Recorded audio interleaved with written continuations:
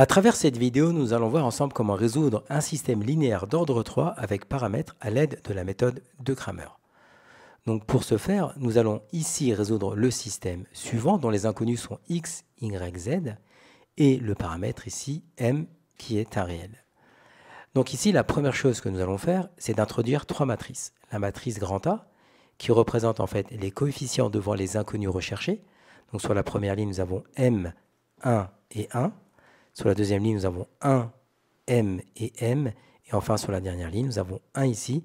Il n'y a pas de y, donc 0. Et enfin, m.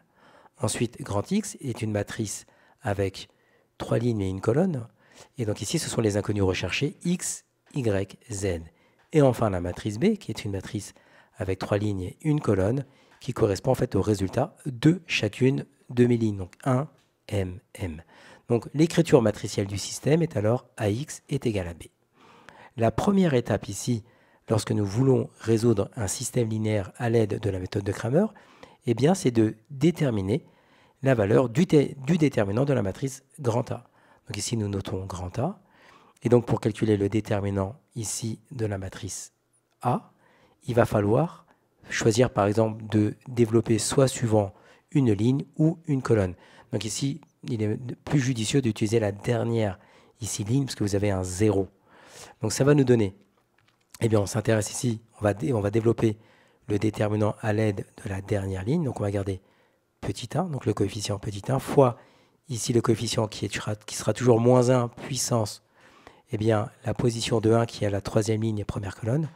Donc ça va nous faire ici moins 1 puissance 3 plus 1 fois, on va barrer ici, c'est comme si on supprimait la colonne et la ligne où il y a le 1, il va nous rester eh bien, cette matrice de 2 que nous écrivons sous forme de déterminant, donc le déterminant 1m, 1m.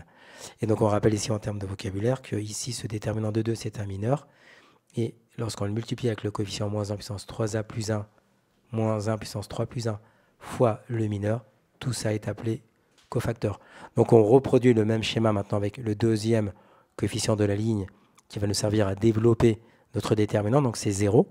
Donc 0 fois une expression, ça fera 0. Donc là, on l'a détaillé pour nous remémorer un petit peu le déterminant 3,3. Donc 0 fois moins 1 puissance.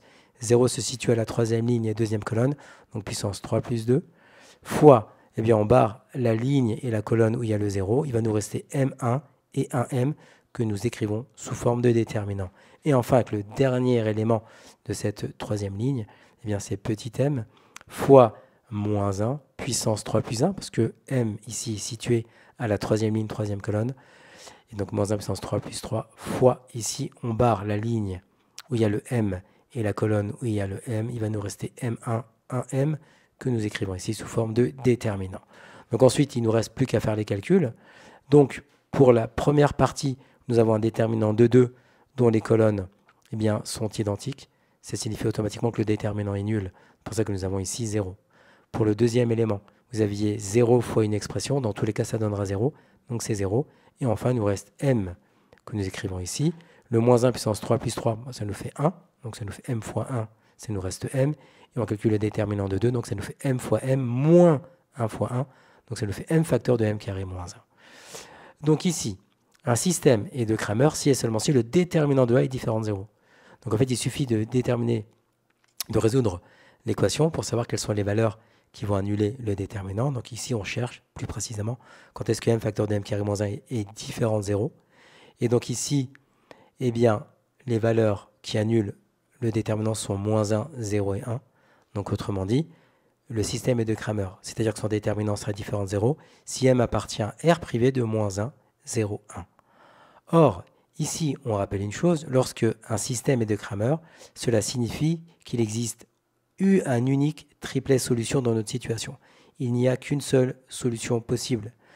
Donc, lorsque le système est de Cramer, le système admet une unique solution. Donc ici, c'est un triplet parce que nous sommes dans R3.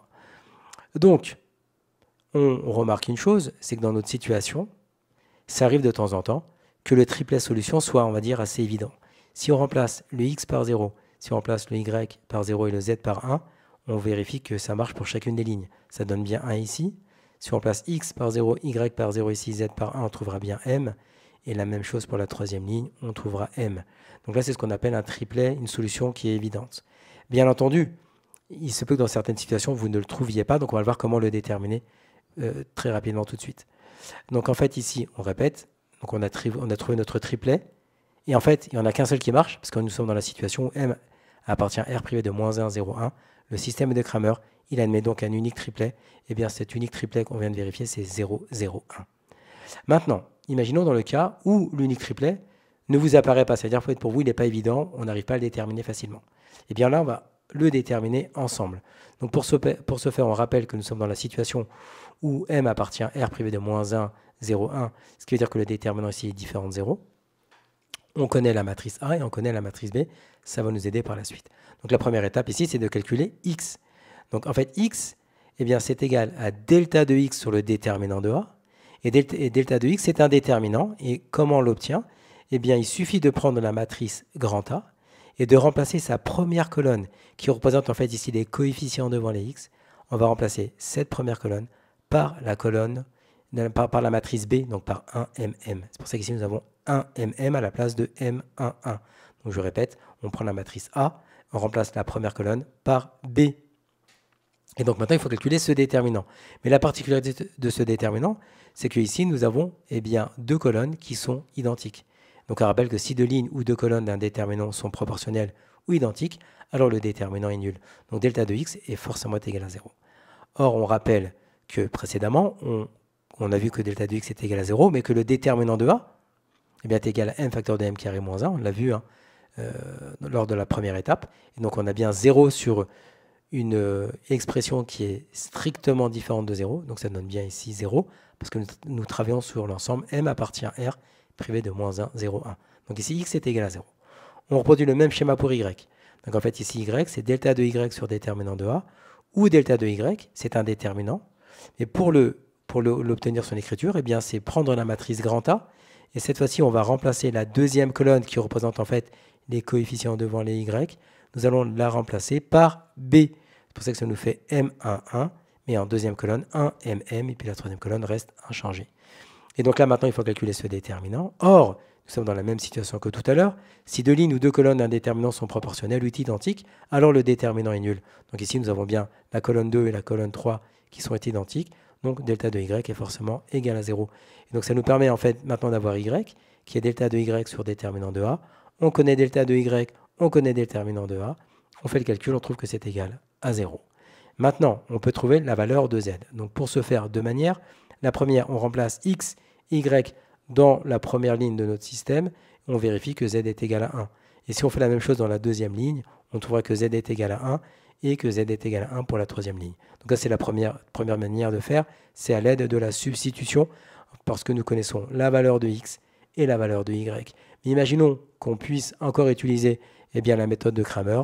Ça nous donnera z est égal à delta de z sur déterminant de A, où delta de z, c'est reprendre la matrice grand A, et cette fois-ci, c'est remplacer la troisième colonne par la colonne B. Donc en fait, elle est identique ici dans cette situation-là. Et donc là, c'est le même principe que précédemment. On remarque que en fait, delta de z, en fait, c'est le déterminant de A. Vous avez vu, c'est la même expression. Or, le déterminant de A, on l'a dit tout à l'heure, c'était m facteur de m carré moins 1. Donc on le recrit directement que delta de z, c'est m facteur de m carré moins 1. Donc finalement, on va se retrouver z qui est égal à delta de z sur déterminant de A.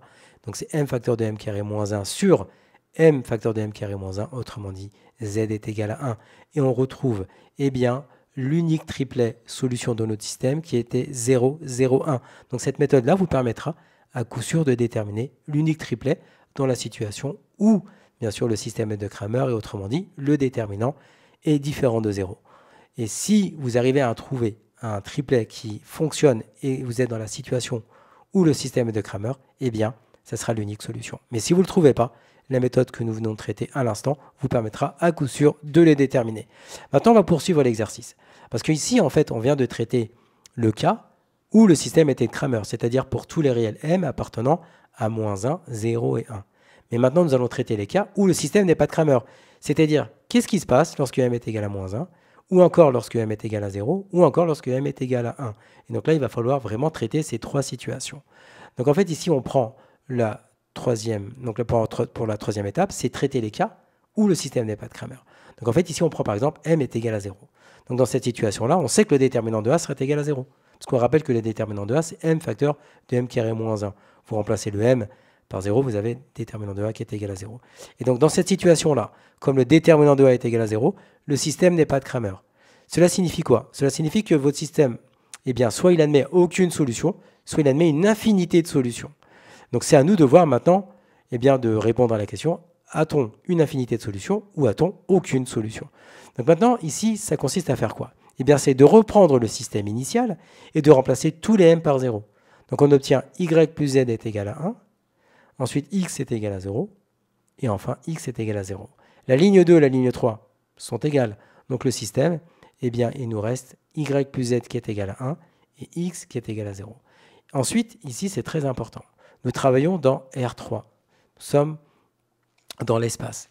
Et la première ligne correspond à un plan. Vous êtes d'accord? La deuxième ligne correspond à un plan. Ce sont deux plans qui ne sont pas parallèles. Donc, ils sont forcément séquents suivant une droite. Donc, on va devoir donner la droite qui correspond à l'intersection de ces deux plans-là. Comme nous sommes dans R3, donc nous sommes dans l'espace, eh bien, une droite se modélise par une représentation paramétrique. Et donc, en fait, ici, comment on s'y prend? Nous avons un système avec deux équations, mais trois inconnus. Eh bien, on va poser z égale à t comme paramètre. Donc, on va poser soit z égale à t, soit x égale à t, soit z égale à t, soit y égale à t, parce que x, on connaît si x est égal à 0. Donc, on pose soit z égale à t, soit y égale à t. Nous posons z égale à t. Donc, y va s'écrire maintenant y plus t égale à 1, autrement dit y égale à 1 moins t, et x est égal à 0. Et donc là, nous avons bien la représentation paramétrique d'une droite. Bien sûr, t, ici, étant un paramètre, donc t appartient à R. Et donc ça signifie quoi? Ça signifie que si m est égal à 0, l'ensemble des solutions du système est alors la droite passant par le point de coordonnées 0, 1, 0 et de vecteurs directeurs U dont les coordonnées sont 0, moins 1, 1. Donc là, on est dans une situation où on avait une infinité de solutions. On passe maintenant à la quatrième étape, c'est-à-dire on va traiter le cas lorsque m est égal à moins 1. Donc dans cette situation, le déterminant est encore égal à 0. Donc le système n'est pas de Cramer. Cela signifie donc que le système admet soit aucune solution, soit une infinité de solutions. Il suffit maintenant de remplacer tous les m par moins 1. Donc on obtient le système suivant. On observe que la ligne 1 et que la ligne 2, en fait, si on multiplie la ligne 2 par moins 1, la ligne 1 et la ligne 2 vont se retrouver après avoir multiplié par moins 1, elles seront égales. Donc il suffit de garder maintenant que la ligne 1 et la ligne 3. Et donc après, c'est le même principe. Nous travaillons dans R3. Donc la première ligne représente ici un plan. La deuxième ligne représente un plan. Ce sont deux plans qui ne sont pas parallèles. Donc ils sont séquents suivant une droite. Donc il va falloir donner la représentation paramétrique de la droite. Ici, vous avez un système avec deux équations mais trois inconnues. Donc il va falloir poser un paramètre. Et on pose par exemple z égale à t. Donc si z est égal à t, donc ça veut dire que x va se retrouver à s'écrire moins 1 plus t. Et donc si on remplace le z par t et le x par moins 1 plus t, on va obtenir que y est égal à 0. Donc nous avons la représentation paramétrique de l'intersection de ces deux plans. Et donc on peut conclure que si m est égal à moins 1, l'ensemble des solutions du système est la droite passant par le point R de coordonnées moins 1, 0, 0 et de vecteurs directeurs V, 1, 0, 1. Enfin, dernière situation, c'est lorsque m est égal à 1, donc le déterminant de A est égal à 0, le système n'est pas de Cramer, donc il n'y a soit aucune solution, soit une infinité de solutions. On va remplacer tous les m par 1, on obtient ce résultat. La ligne 1 et la ligne 2 sont égales, donc on va garder que la ligne 1 et la ligne 3. Et encore, c'est le même principe que tout à l'heure en termes de raisonnement. Nous sommes dans R3. La première ligne représente ici un plan, c'est l'équation cartésienne d'un plan. La deuxième ligne, c'est l'équation cartésienne d'un plan. Ces deux plans ne sont pas parallèles et donc ils sont séquents suivant une droite. Donc il va falloir donner la représentation paramétrique de cette intersection. Donc ici, nous avions deux équations avec trois inconnus. Donc il suffit de poser z égale à t, mais on aurait pu poser x égale à t. Il suffit de poser une des trois inconnues en paramètres. Donc z égale à t, bien sûr avec t qui appartient à R. Donc si z égale à t, on obtient que x est égal à 1 moins t. On remplace x par 1 moins t. Et on remplace t par ici z par t, et on obtient donc que y est égal à 0. Donc nous avons ici la représentation paramétrique de l'intersection de ces deux plans-là. Et donc finalement, si m est égal à 1, l'ensemble des solutions du système et la droite passant par le point P de coordonnées 1, 0, 0 et de vecteur directeur moins 1, 0, 1. Donc pour résumer, à travers cette vidéo, nous avons vu comment résoudre un système linéaire avec un paramètre à l'aide de la méthode de Cramer. Comme tu as kiffé la vidéo et que tu veux des bonnes notes en maths, alors tu mets un pouce bleu, tu t'abonnes à notre chaîne, tu poses un commentaire, on y répond sans problème. Ensuite, on t'embarque avec nous sur g20enmaths.com. Des exercices corrigés, des détails de ouf avec ça. Plus d'excuses pour pas avoir de bonnes notes en maths. Et bien sûr, rendez-vous sur nos réseaux sociaux.